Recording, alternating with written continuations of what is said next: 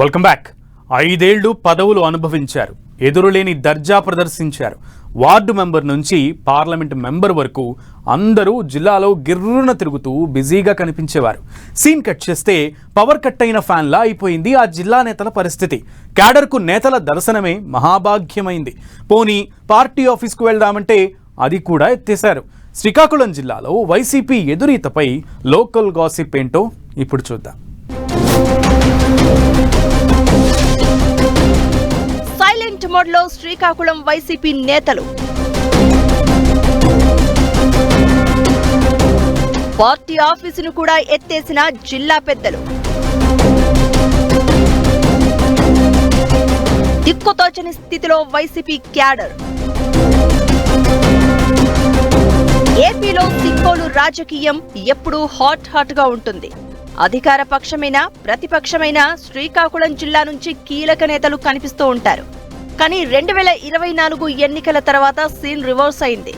జిల్లా వైసీపీ నేతలు సైలెంట్ మోడ్లోకి వెళ్లిపోయారు. వైసీపీ నేతల దర్శనమే భాగ్యమైపోయింది. నిజానికి 2019 ఎన్నికల్లో వైసీపీకి బ్రహ్మరథం పట్టారు సిక్కోలు ప్రజలు. జిల్లాలో 10 అసెంబ్లీ స్థానాలు ఉంటే 8 స్థానాల్లో వైసీపీని గెలిపించారు. గెలిచిన నేతల్లో ధర్మాన సోదరులు సిదిరి అప్పలరాజు, తమ్మినేని సీతారాం కీలక పదవులను దక్కించుకున్నారు. దీంతో జిల్లా కేంద్రం ఎప్పుడు చూసినా హడావిడిగా కనిపించేది. జిల్లా పార్టీ ఆఫీస్ అయితే 3 ప్రెస్ మీట్లు, 6 రివ్యూ మీటింగులతో ఆ కళే వేరు అన్నట్లుగా ఉండేది.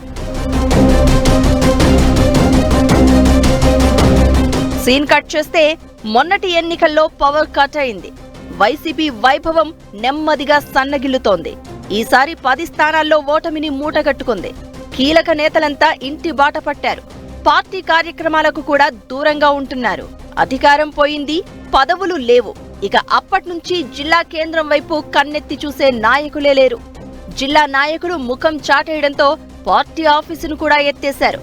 మొదట బోర్డు తొలగిస్తే ఇప్పుడు జిల్లా పార్టీ ఆఫీసును నేలమట్టం చేశారు యజమానులు.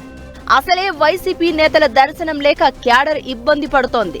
ఇటు పార్టీ ఆఫీస్ కూడా లేకపోవడంతో తమ బాధ ఎవరికి చెప్పుకోవాలని వైసీపీ క్యాడర్ మాట్లాడుకుంటోంది.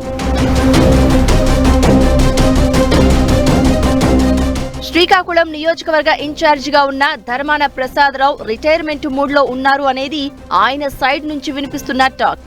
పార్టీ కార్యక్రమాలకు దూరంగా ఉంటున్నారు. ఆయన కుమారుడు రామ్ మనోహర్ నాయుడు పొలిటికల్ కెరియర్ ను నిర్మించే పనిలో పడ్డారు అనేది లోకల్ లీడర్స్ లో జరుగుతున్న చర్చ.